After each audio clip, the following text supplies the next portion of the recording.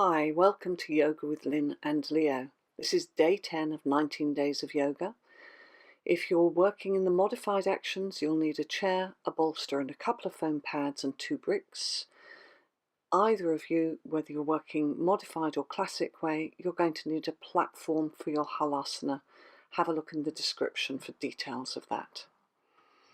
So coming into dog head down, Adho Svanasana. Lynn in the white top is doing the classic versions of the poses. Leo in the coloured top is doing modified actions, for which you may need some of these props. So press down into the knuckles, have the fingers evenly spread and the middle finger pointing directly forwards. Let the head and neck completely go. We're coming forwards into Uttanasana, forward fold. So either with the feet together, as Lynn in the white is showing, or with the feet the width of the mat and hands onto bricks, if your hamstrings are a little stiffer at this point in time. Keeping the feet wide, being up onto bricks, will help to gradually release the hamstrings. Step or jump the feet back into Adho Svanasana. You should recognize this little sequence that we've been doing for the last few days, just to get the body stretched and warmed up. So press into the hands, release the head and neck, and push the very top of your thigh bones back. Now bend your knees and step or jump forwards again into Uttanasana. You can see that Leo here is taking her feet a little narrower now, but the hands are still up on bricks. It may be that you can take your bricks lower than this. If you're working in the classic pose, the hands come by the sides of the feet and the torso releases down. Coming up now into Tadasana, mountain pose. If you're working in the modified actions, you can take the 2 bricks to the front of the mat. Stand in Tadasana in the center of your mat, step or jump the feet wide. Have the outer edges of the feet lining up with the outer edges of the mat, middle toe pointing directly forwards. Place your hands onto your hips, roll the shoulders back and down, lift your chest and move the abdomen back to your spine as you hinge forwards and take your hands down. If you're working in the classic action, you take the palms of the hands right back by the heels, elbows in line with the shoulders. If you're working in the modified action, take the hands beneath the shoulders, either onto bricks or onto the floor. Keep the lift through the legs, press down firmly into the outer edges of your feet. Keep the breath fine and even through the nostrils. Keep drawing the shoulder blades towards your back waist. So coming up now, place the hands onto your hips, roll the shoulders back and down and step or jump the feet back to the center. Stand again in Tadasana, mountain pose.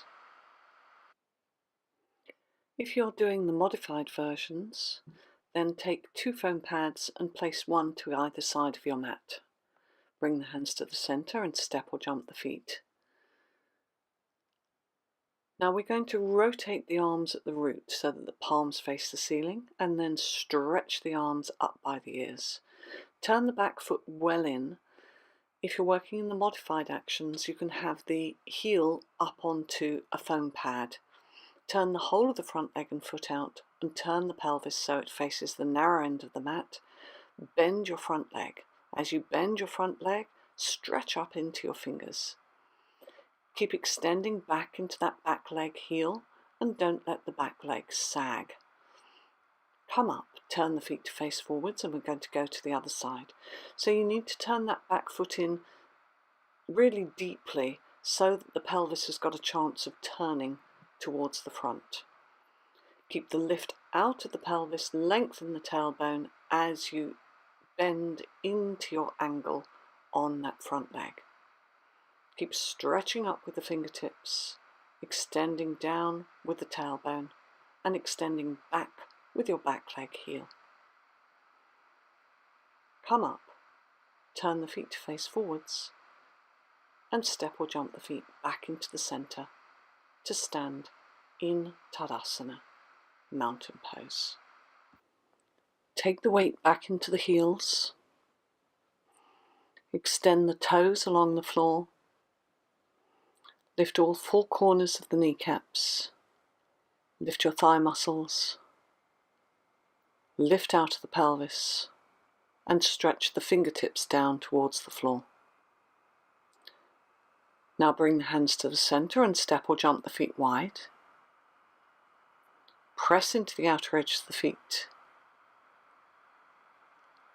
Lift again out of the pelvic bones. So if you're working like Leo is, with the modification, you can place your bricks to the back of your mat. Turn the feet now. The left foot turns in slightly, the whole of the right leg and foot turn out completely, and bend into your angle for Virabhadrasana 2. Now you're going to take your left elbow and hook it over your right outer thigh and knee. You can take the hand to the floor, or you can see Leo here is using the modified action to use a brick. You can also see that Leo is holding on to the outer left hip to keep that from dropping. That will help stop the back leg from dropping. Stretch your top arm up and over the ear, keeping the arm straight, elbow locked. This is quite a challenging action, this pose. It may well be that the back heel lifts, but the direction of that heel is down, even though the heel may be lifting. Release the arm, turn to the front, and come back, taking the feet to the front. Now turn your right foot in, the whole of your left leg and foot out, and bend to an angle, Virabhadrasana 2. Hook your right elbow over your left outer thigh. Again, you can see with Leo, she's holding on to the outer hip there. And take that right hand down to your brick or to the floor. Roll your left shoulder up and back. Keep the back of the head back in line with the spine. Don't let the head come forwards. Open the chest. Extend into that back leg heel. Keep the back leg hip from dropping towards the floor. And then take your top arm up and again over the ear with the arm straight. So you're extending all through that side flank. Release the arm. Come back through Virabhadrasana 2. Come to the center and step or jump the feet back into the center. That's a tough pose, that Prasarita Parsvakonasana. If you find it a very difficult action, look in our pose directory and we'll have a tutorial on that. Weight back into the heels, kneecaps lifting. Just let the breath steady and settle.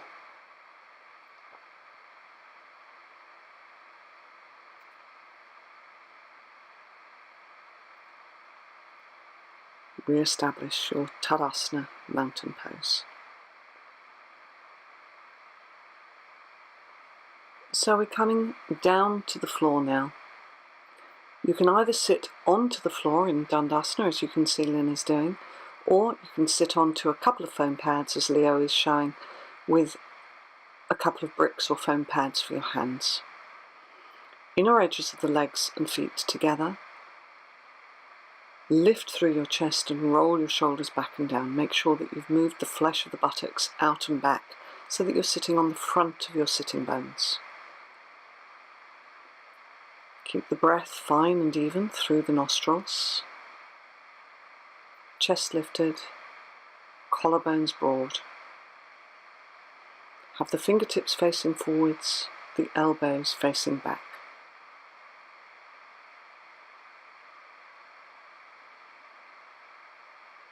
We're coming now into Halasana. So again, take your supports, a platform with a foam pad or a bolster for your launch pad. If you're using a chair, you can use that chair behind you.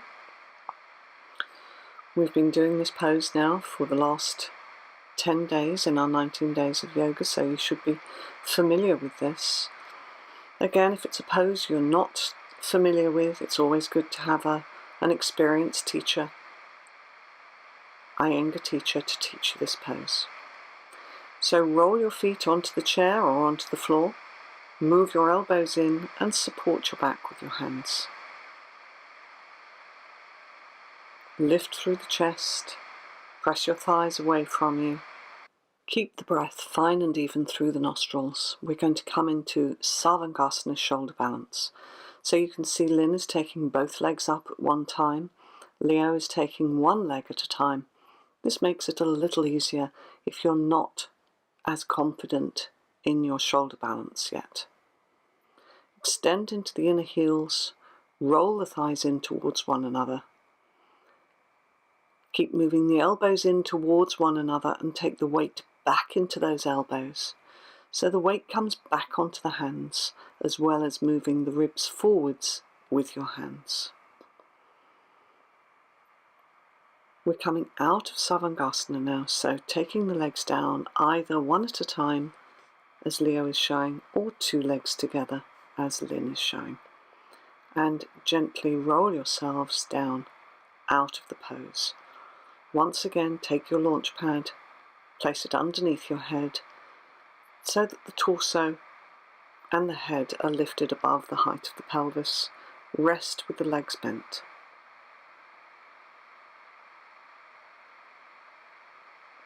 Keep your breath fine and even through the nostrils.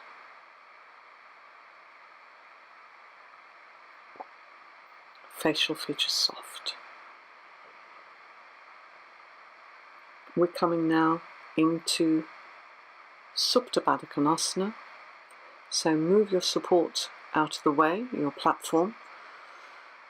You can see that Leo is using the bolster here, as we've done in previous days, and wrapping it up in the mat. Lynn is going to take hold of the fronts of the ankles, a rather more challenging action than the one that Leo is showing, with the soles of the feet together and moving the torso in towards the bolster. Don't force this action. This should be a relaxed action with no discomfort in your back, in your shoulders, in your hands, in your groins. Press the soles of the feet together and allow the opening to come in the inner thighs, in the inner groins. Soften the abdomen, relaxing your facial features. And let the breath flow. Fine inhalation, fine exhalation through the nasal passages.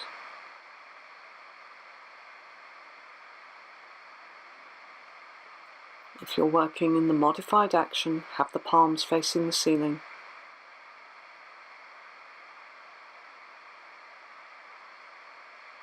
Enjoy the restfulness of this pose.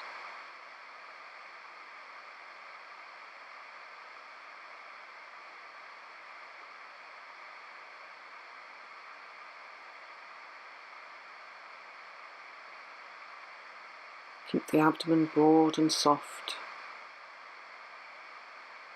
Ensure that the jaw isn't gripping.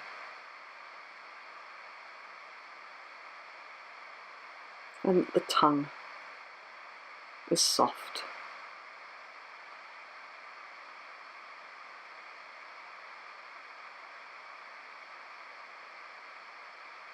We're going to come out of this pose now. So slowly bring the knees together and roll to your right. We're going to come into Savasana, corpse pose now. So you can either lie straight out on your mat, or if it's more comfortable having a bolster underneath your knees, then take the bolster to go underneath the knee region.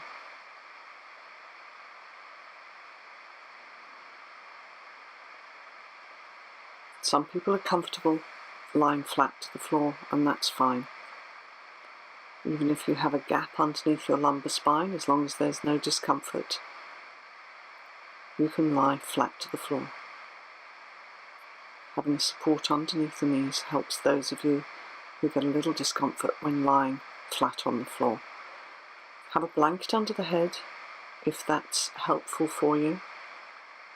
You don't want the throat to be taut and stretched. So if you find that the head is tipping back, place a blanket folded underneath the head and neck. Completely releasing the soles of the feet, the ankles, the shins, the calves.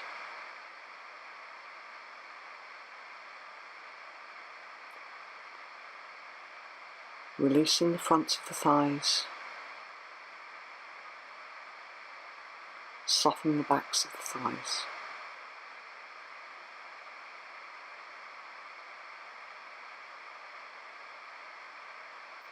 Broaden and release the abdomen. Relaxing your throat. Make sure that the palms of the hands are facing the ceiling and that the fingers are curling in naturally towards the palms. Relax in your throat. Take the back teeth apart. Allow the tongue to be soft. Soften the cheek muscles. Release around your temples.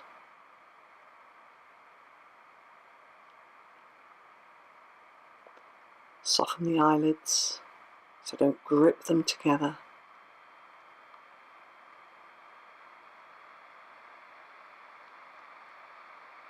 Broaden across the eyebrows. Open out across your forehead. Let the gaze of the eyes fall inwards and allow the whole of the body to feel as though it's sinking into the floor. Fine inhalation, fine exhalation through the nostrils, and just observe the breathing pattern.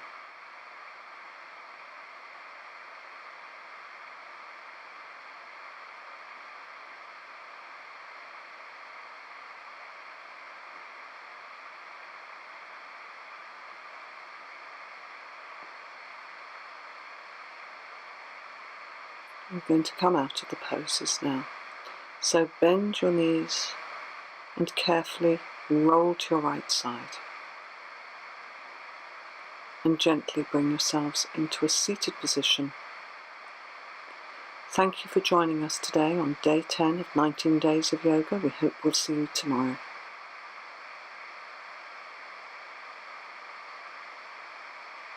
Namaste.